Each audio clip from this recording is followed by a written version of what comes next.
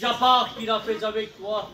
Parce que tu connais ces moments, Seigneur. Gloria Cristo. Seigneur, parle en travers lui. Parle en travers sa bouche, Seigneur. Parce que ta parole, Seigneur, elle fait du bien dans nos cœurs, Seigneur. Elle est une nourriture spirituelle. Seigneur, bénis ton serviteur. Que ton nom soit glorifié. À toi revient toute ta gloire, Seigneur. Parce que ces moments t'appartiennent, Seigneur. Amen. Tu es le patron de cette réunion, Seigneur. Parle en travers ton serviteur. Que ton nom soit glorifié. Que ton nom soit béni. Passe dans les rangs, Seigneur. Merci pour toutes choses que tu vas faire dans les cœurs. Bénis ton messager. Que ton nom soit glorifié. Amen. Merci Jésus. Voilà, que Dieu soit béni. Amen. Que Dieu soit glorifié. Amen. Amen. Ce soir, mon cœur est dans la joie d'être au milieu de vous. Ça faisait un petit moment que je venais pas sur cette église de Narbonne. Hein?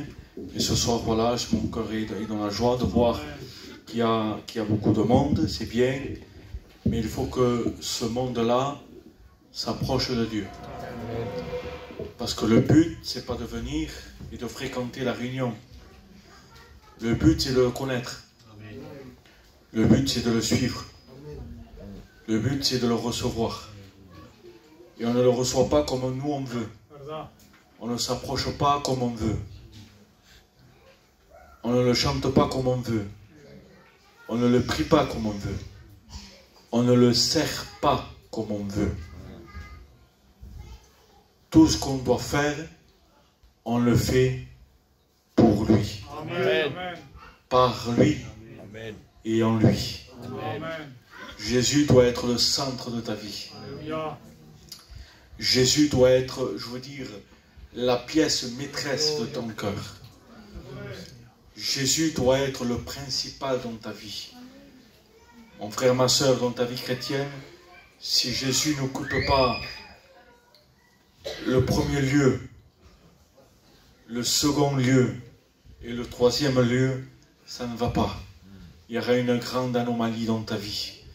Et ce soir, mon frère, ma soeur, que Jésus occupe toutes les pièces de ta vie. Amen. Non pas une seule, non pas deux, mais toutes.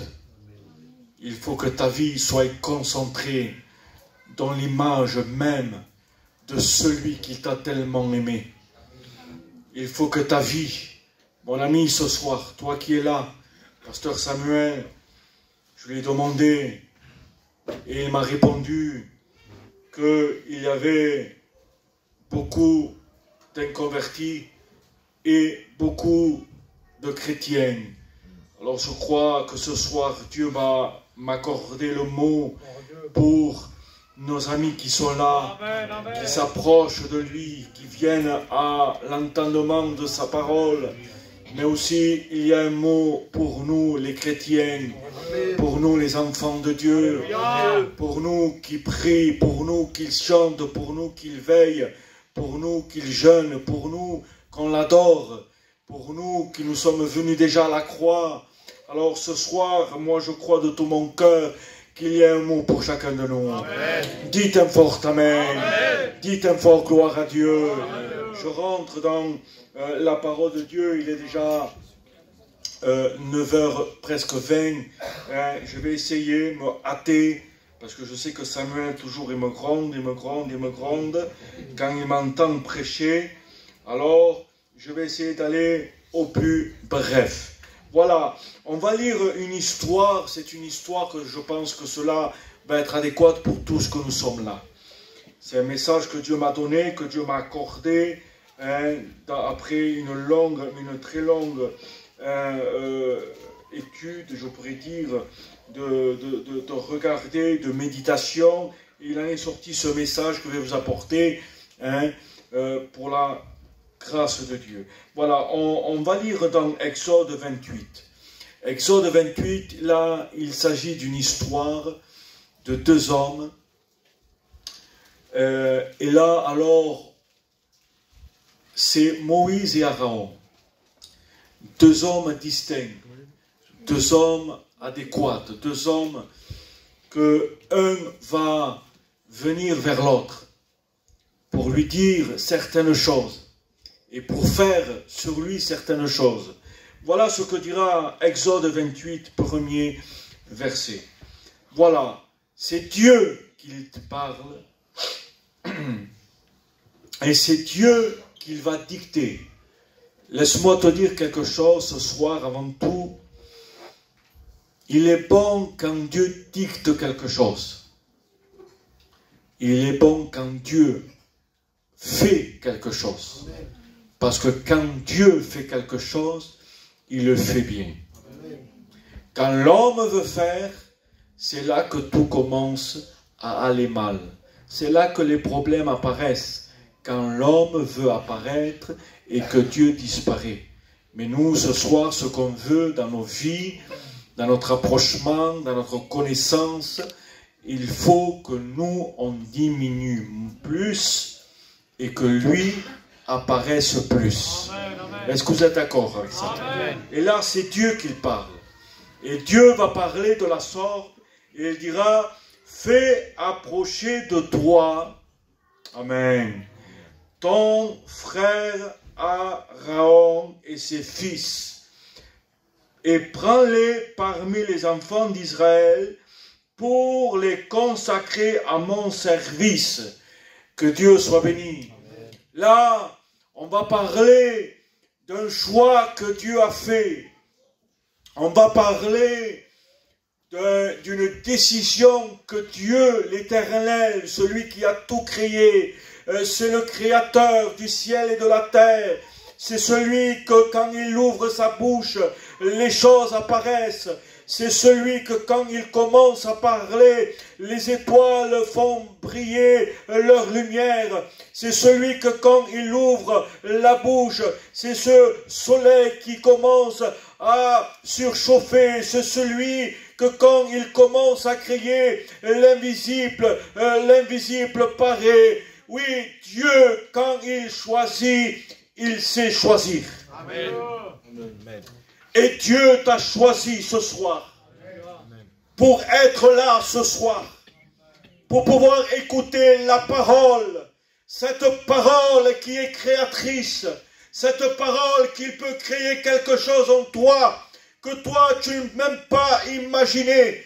Toi, excuse-moi du mot, un toxicomane, un alcoolique, un ivrogne, quelqu'un rempli de haine, de méchanceté, d'orgueil. Ah, je ne sais pas de quoi est faite ta vie, mais laisse-moi te dire que Dieu a posé ses regards sur toi et Dieu a décidé un jour, il a marqué une date et ce soir tu es là et la parole de Dieu, c'est la même parole qui a été au commencement. Il est capable de créer en toi le néant et de le faire venir et de faire de toi ce que tu peux être, un fils racheté par Jésus. Amen. Amen. Fais approcher de toi. Le choix de Dieu est bon. Laisse choisir Dieu pour toi. Ne choisis rien. Ne fais pas cette erreur de prendre une décision, de choisir quelque chose par un intérêt quelconque, si Dieu n'est pas derrière le choix. Laisse choisir Dieu. Amen. Parce que quand c'est les hommes qui choisissent, il y a toujours du murmure derrière. Quand les gens me disent, moi je veux lui, toi tu vas chanter, toi tu vas faire, toi tu vas établir, alors là il y aura toujours de la critique.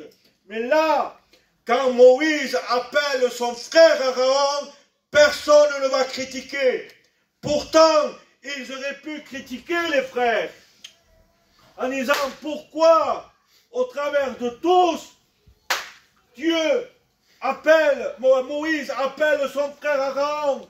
C'est pas normal. Mais laisse-moi te dire que derrière le choix d'Aaron, c'était Dieu. Amen. Et ce soir, peut-être, c'est quelqu'un qui t'a invité. Mais c'est Dieu qui t'a choisi pour être là ce soir. Et là, alors, Aaron est devant Moïse. Et là, ce soir, tu es devant le miroir de la parole de Dieu. Et ce soir, laisse-moi te dire quelque chose. Que Dieu ne t'appelle pas simplement à écouter, mais Dieu ce soir t'appelle à pouvoir connaître sa face, à pouvoir connaître son amour. Ah, je ne sais pas si tu as rencontré celui qui t'a tellement aimé, qu'il a donné son Fils. C'est ce que Jésus a dit quand il était déjà sur la terre, qu'il a rencontré cette femme, une femme qui avait une apparence, cette femme qu'elle s'est présentée dans le milieu de l'après-midi sous une forte chaleur. Et là, ce Jésus qui a tellement aimé, lui a dit, si tu connaîtrais le don de Dieu, et le don de Dieu ce soir, s'est manifesté pour pouvoir te racheter. Et ce soir, le rachat de Dieu est capable ce soir au travers d'une seule personne, un seul nom qui a été donné au-dessus de tout nom. C'est le nom de Jésus. Ce nom qui a tout pour attirer les regards. Et ce soir, le regard, ton regard, ne te trompe pas où tu dois regarder, mais regarde la croix. Cette croix, et ce soir vous allez voir où je vais en venir. Et là, Moïse dit à Aaron, tu vas venir auprès de moi. Et là, Dieu va lui dire à Moïse, fais des vêtements adéquats. Et tu vas revêtir ton frère Aaron. Ah, laisse-moi te dire, mon ami, ce soir, ne t'approche pas et ne veuille pas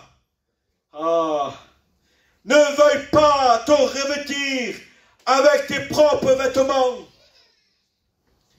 Parce que bien des fois, on vient à la réunion et on essaye de se revêtir, de s'arranger de notre propre façon pour pouvoir essayer de plaire à Dieu. Ah, mon ami, mon frère, ma soeur, ce n'est pas avec notre propre mérite qu'on peut s'approcher de Dieu. Ce n'est pas parce que tu vas revêtir une belle parure. Ah, ne t'arrange pas toi-même. Parce que plus tu vas t'arranger, plus tes défauts vont se faire voir. Mais ce soir, laisse Dieu préparer. Parce que Dieu avait préparé pour Adam le vêtement qu'il devait porter. Lui, quand Adam, malheureusement, a chuté et tombé sur le côté, malheureusement, Adam a désobéi. Il n'a pas su garder. Alors là, il dit qu'Adam s'est fait un vêtement pour lui et sa femme.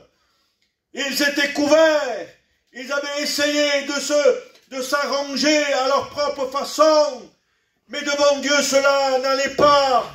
Et peut-être ce soir, tu essayes d'arranger ta vie spirituelle. Et là, maintenant, je parle un peu pour les chrétiens. Tu essayes un peu de t'arranger ta vie spirituelle en te cachant derrière un joli foulard, derrière un chant, derrière un piano, derrière une guitare, derrière une prédication. Mais ce soir, on ne peut rien cacher devant sa présence, parce que Dieu nous connaît parfaitement. Malgré qu'Adam s'était revêtu d'un vêtement de feuillage, mais Dieu avait vu et avait compris la situation d'Adam. Dieu te connaît, mon frère. Et Dieu sait ce qu'il y a derrière. Mais Dieu avait préparé déjà le sacrifice pour pouvoir faire un vêtement de peau pour Adam et Ève. Et là, Aaron s'approche et Moïse va lui dire, il faut, comprenez bien, il faut, non moi, mais que lui te fasse un vêtement. Parce que le vêtement, mon frère Aaron, que tu dois porter, c'est pour marquer ta dignité. Mon frère, ma soeur, si on vient à la réunion, on se convertit, on se repent, ce n'est plus pour marcher comme autrefois on marchait, mais on marche en nouveauté de vie. Les choses anciennes sont passées et tout est devenu nouveau. Ça veut dire ce que ça veut dire. Si je viens à la réunion, ce n'est pas pour aller dans un mariage danser le lendemain. Si je viens chanter derrière une estrade, ce n'est pas après pour aller au comptoir me saouler la gueule. Non, non. Quand on vient devant Dieu et qu'on rencontre son amour, je n'ai plus envie d'aller dans un mariage. Je n'ai plus envie d'aller me saouler. Je n'ai plus envie de faire la fête. Non, parce que Dieu m'a rempli le vide.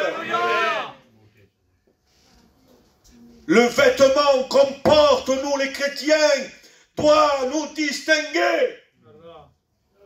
Mais au jour d'aujourd'hui, malheureusement, on ne reconnaît plus.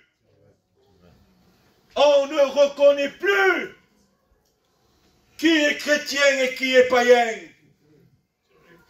Ce n'est pas dans une église qu'on doit marquer la différence. Excusez-moi, Seigneur, Ce n'est pas dans une église, parce que dans une église, tout le monde est beau. Dans une église, tout le monde est parfait. Dans une église, tout le monde est gentil. Dans une église, tout le monde sourit. C'est pas là qu'on marque la différence. C'est dehors. Amen. Travers ta marche. Parce que Aaron portait un vêtement qui le distinguait des autres. Quand Aaron marchait, on reconnaissait qui était le souverain sacrificateur. On le reconnaissait par rapport à son vêtement. Il faut que les gens de Narbonne voient en toi la souveraineté de Dieu. Amen. Parce que ce qui le marquait la différence, que son vêtement, il a été constitué pour marquer la différence, c'était que représenter la souveraineté de Dieu. Alors que quand on te voit dans les rues, dans le supermarché, où que ce soit, dans le travail, où que ce soit, quand on te voit, il faut que les gens voient en toi Dieu.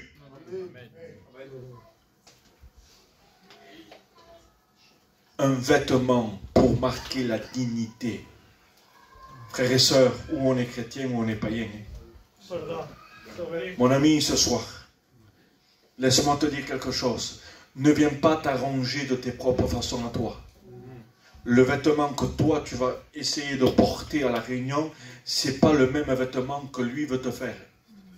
Lui, il veut te faire un vrai vêtement à ta taille, qui ne te va pas grand. Parce que malheureusement, on essaye, vous savez, de porter un vêtement parfois qui n'est pas la bonne taille. Et quand un costume n'est pas la bonne taille, on le remarque, on le voit. Et ça ne reste pas bien. Prends pas une place qui ne te correspond pas. Prends la place que Dieu a choisie pour toi. Amen. Et Aaron est là pour le service. Et il devait accomplir son service. C'était quoi le service? Dieu l'avait choisi pour œuvrer dans le temple. Et lui, son travail, c'était un rôle. Qu'est-ce qu'il faisait? Il faisait tout simplement, alors quoi? Il rentrait pour sacrifier.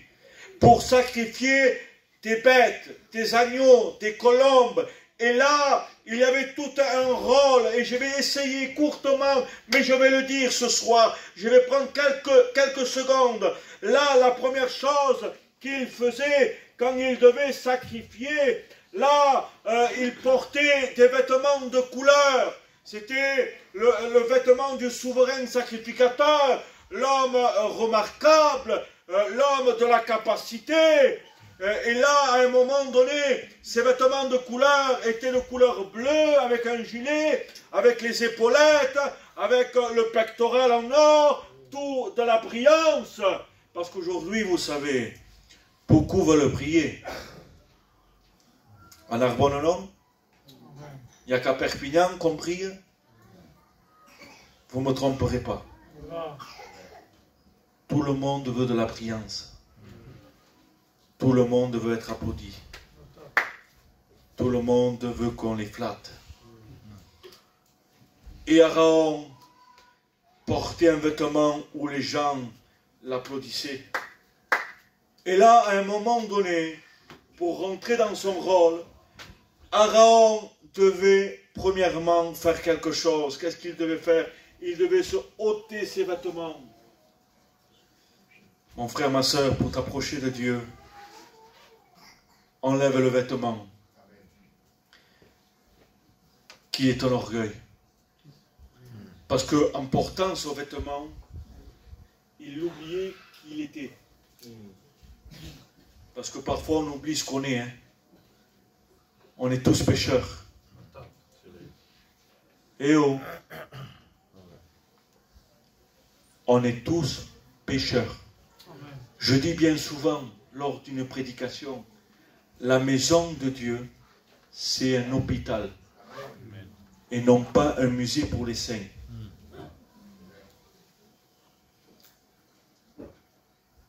Des fois, il faut retomber. Et là, Aaron devait accomplir quelque chose. C'était la première chose qu'il faisait, Mario. C'était quoi? Tout son pectoral, ses épaules, ses épaulettes, tout son apparat. Il devait premièrement se dépouiller de tout. C'était toute sa gloire, ça. Il devait se dépouiller de tout. Et là, à un moment donné, il devait prendre un bain. Il devait se laver entier, de la tête aux pieds. Et ensuite, quand il ressortait de l'eau, il se remettait les habits, mais non plus de couleur. Il se remettait des habits tout blancs. Caleçon blanc, un gilet, tout blanc. Et là, il venait, et la première chose qu'il faisait, il présentait le sacrifice. Il égorgeait, il mettait le sang dans une coupe, et là, dans l'autel, il brûlait, il mettait le feu, et là, un parfum se dégageait de bonne odeur. Et là, lui, Aaron, prenait la coupe, il se mettait devant ce fameux rideau qui marquait la séparation. Écoutez ça, c'est biblique ce que je dis. Il se mettait devant le rideau qui démarquait le lieu saint du lieu très saint, où il y avait la Shekinah, où il y avait l'arche de l'alliance, où il y avait la présence de Dieu, où personne rentrait. Mais une seule fois à l'année, le souverain rentrait pour accomplir un rituel pour le pardon des péchés du peuple. Et là, alors, il prenait une coupe. J'essaie d'aller vite, les frères, les sœurs. Et là, il prenait la coupe, Mario, il trempait le doigt. Il trempait le doigt et il sortait. Et devant le voile, là, il laissait tomber 10 gouttes. Et quand il laissait tomber les 10 gouttes, et quand la 10e goutte tombait, alors là, qu'est-ce qu'il faisait?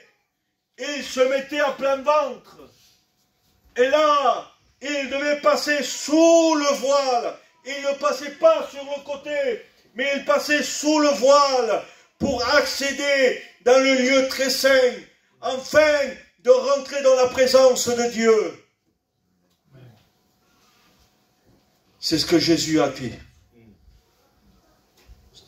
Celui qui t'a tellement aimé. Il a dit que Jésus s'est dépouillé de toute sa gloire. Amen. Vous allez voir comment c'est beau la parole de Dieu. Ces petits détails, rappelez-vous. Il s'est dépouillé de toute sa gloire. Lui qui était en toute la gloire, plus fort que le soleil, plus puissant que les étoiles, que le firmament, il s'est dépouillé comme le souverain se dépouillait de toute sa gloire. Jésus se dépouilla. Regardez maintenant. Il dit que Jésus va vers le Jourdain. Et là, il y a un homme appelé Jean le Baptiste. Et là, Jean le distingue de loin. Et là, Jésus va vers lui et lui dit, faisons ce qui est convenable. C'est que Jésus va prendre le baptême. Mais est-ce qu'il avait besoin d'être baptisé? Bien sûr que non. Mais il devait accomplir ce que le souverain accomplissait dans le lieu très saint. C'était quoi? C'est de la même façon que le souverain se dépouillait de ses vêtements et il devait prendre un bain tout entier. Jésus se dépouilla de toute sa gloire. Et là, il est rentré pour se faire baptiser. Et il est dit qu'il est rentré dans le Jourdain. Et là, il a pris son baptême. Amen. Amen. C'était symbole de ce que le souverain devait accomplir. Jésus a tout accompli. Amen. Détail après détail. Amen. Et là, une fois qu'il s'est plongé, il est ressorti. Et là, le ciel s'est ouvert. Et là, une voix forte, puissante, la voix du Créateur, a dit, celui-ci est mon Fils, en qui j'ai mis toute mon affection.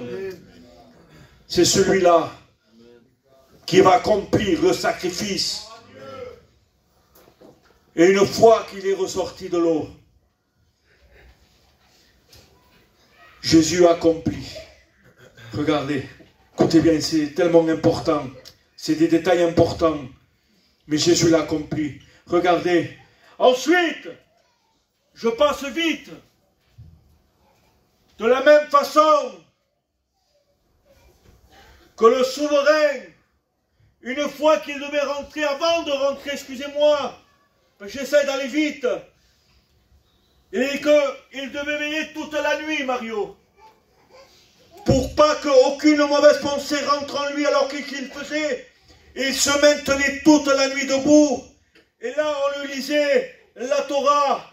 On lui récitait la Torah, afin que son esprit ne soit point atteint par des mauvaises pensées. Et après, le matin étant venu, c'est là qu'il mettait les gouttes et c'est là qu'il passait de l'autre côté. Et là, Jésus à Gethsémane. Amen. Jésus à Gethsémane. Il dit, veillez avec moi. Mais personne ne pouvait accomplir ce que lui seul devait accomplir. Et là, il a veillé toute la nuit. Mais il n'y avait personne. Il n'y avait personne pour lui lire la Torah. Vous savez pourquoi? Parce que lui-même était la parole. Amen. Il n'avait besoin de personne pour qu'on lui récite. Non, non, non, non. Parce que lui-même, amen, il était la parole vivante. Amen.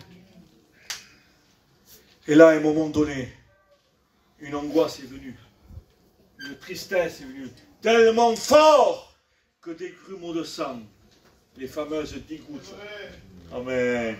Les fameuses 10 gouttes ont commencé à couler, représentant ce que le souverain faisait devant ce voile épais. Et là, regardez, c'est ce que je dis est approuvé, c'est que quand Jésus a commencé à faire goûter les gouttes d'eau, là, il va dire, Père, si c'est possible que cette coupe, s'éloigne de moi, parce que là, dans cette coupe, il y avait le péché, il y avait ta haine, ta méchanceté, il y avait tous tes vices, Mais Jésus a dit, non pas ma volonté, mais ta volonté. Amen. Et il s'est mis à vendre. Il s'est mis par terre. Et là, Jésus a fait comme le souverain. Il est passé de l'autre côté. Gloire à Dieu. Et là, Jésus, on le prend. Et cheminement à Golgotha pour la croix. Il dit que le souverain, une fois qu'il rentrait dedans, et ça c'est dans le Lévitique 16, il dit, Moïse dit à Aaron qu'il ne rentrera pas tous les jours, mais une seule fois l'année. Et dis-lui qu'il s'attache, que de peur, que s'il meurt, parce que le souverain avait peur, parce qu'il devait sacrifier pour eux, mais il devait sacrifier pour lui aussi. Mon frère, le sacrifice, ce n'est pas tout le temps pour les autres. Le pardon, ce n'est pas tout le temps pour les autres. C'est pour toi aussi. On oublie parfois. On oublie. C'est lui qui a besoin. Moi non. Oui, toi aussi, tu as besoin comme lui. Amen. Raon, tu vas demander le pardon pour eux. Oui, c'est mon rôle, c'est bien. Mais n'oublie pas aussi pour toi et pour tes enfants. Et là, à un moment donné, Jésus, celui qui t'a tellement aimé, Amen, il rentre. Et là, comme le souverain, il était dépouillé, et là, il brûlait de l'encens, et là, une grosse fumée épaisse se formait dans le lieu très saint, cela signifiant qu'il disparaissait devant la grandeur de Dieu. Mon frère, ma soeur, mon ami, il faut disparaître et que lui apparaisse. Parce que quand lui apparaît, il remplit tout. Il faut que tu disparaisses plus. C'est pour ça que tu n'arrives pas. C'est pour ça que tu veux faire des efforts supplémentaires, mais tu n'y arrives pas. Parce que tu veux trop apparaître toi. Disparais plus. Et laisse-lui apparaître. Amen. Que Dieu soit béni. Amen. Et là, à un moment donné, le souverain rentre et il commence à sacrifier. Mais il se tenait par une corde, de peur que s'il a une mauvaise pensée ou s'il avait quelque chose caché, que si Dieu le frappe, personne n'aurait osé rentrer. Alors on le tirait avec la corde. Et là, à chaque pas, on attendait quoi? Des clochettes. Écoutez, écoutez, on attendait des clochettes. Vous savez pourquoi? Parce que cela prouvait qu'à chaque pas qu'il faisait, ça sonnait tring. Un pas, tring.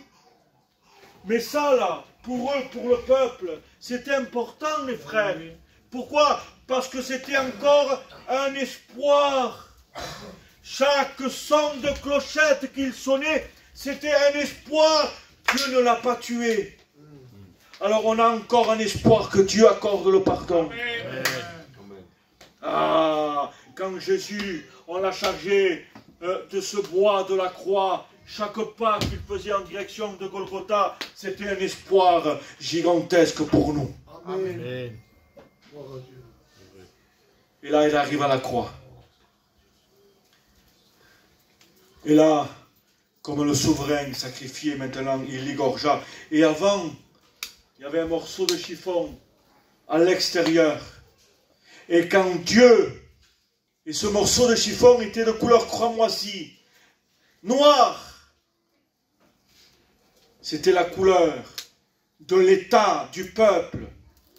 Toute la violence, tout le péché était là. Et dit que quand Dieu approuvait le sacrifice, le souverain là, il ne ressortait pas par en dessous. Mais il sortait sur le côté là.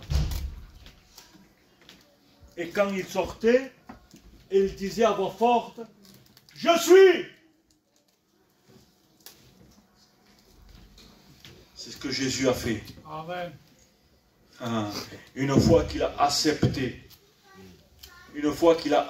la coupe des soldats romains avec des lances et des épées viennent et ils disent « Où est Jésus ?» Et là, Jésus, c'est là qu'il accomplit, le bon berger donne sa vie pour ses brebis. Amen. Il les met en protection, lui il s'avance sur le côté et il dit « Je suis ». Quand Jésus crie « Je suis », tous les ennemis tombent par terre. Tu veux que tous tes problèmes tombent par terre? Amen. Tu veux que tout soit renversé? Alléluia. Laisse crier Jésus « Je suis ». Amen. Qui tu es? Je suis ta paix. Qui tu es? Je suis ton bonheur. Qui tu es? Je suis ta lumière. Qui tu es? Je suis la vie. Qui tu es? Je suis celui qui est pour toi. Amen. C'est ce que Jésus a fait. Il a crié. Et quand il criait, le morceau de chiffon de couleur croix moisie se transformait. Et vous savez comment il devenait? Blanc, comme de la neige. Amen. Voilà ce que tu peux avoir ce soir. Au travers le sacrifice de Jésus, voilà ce que tu peux avoir, mon frère, ma soeur, mon ami, toi qui viens. Tu peux être blanchi, plus blanc que la neige, par rapport à ce que Jésus a fait. Il se dépouilla de toute sa gloire, parce que Jésus t'a tellement aimé, qu'il a pris ta place sur la croix du calvaire. Il s'est efforcé en disant « Père, pardonne-leur, car ils ne savent ce qu'ils font. Amen. Père, j'ai tout accompli. » Gloire à Dieu. L'homme abandonné, l'homme habitué à la souffrance et à la douleur, tout cela il a fait pour toi. Il a fait pour nous. Amen. Parce que nous sommes tous pécheurs, la Bible dit. Mais ce soir, on peut venir à la croix. Un libre accès. Je termine. Un libre accès. Comment? Avec mon propre vêtement, avec mon propre sang, avec mon propre sacrifice? Non! Si tu n'as pas eu le sang, tu n'as pas été marqué. Et celui qui n'a pas été marqué n'a pas un libre accès au sanctuaire. Alors ce soir, ce que je te propose, c'est que cette parole fasse de toi un fils et une fille rachetés. Amen. Gloire à Dieu. Est-ce que tu es racheté ce soir? Pas racheté dans un local. C'est plus que ça. Non, non, non. Racheté par le sang. Ce sang qui purifie de tout péché. Ah, ce soir, le pardon est là. Tu vas fermer tes yeux, tu vas te courber maintenant. Et tu vas dire, Seigneur, jusqu'à présent, je suis venu avec mon propre vêtement, avec mon apparence. Mais ce soir, tout peut changer pour toi.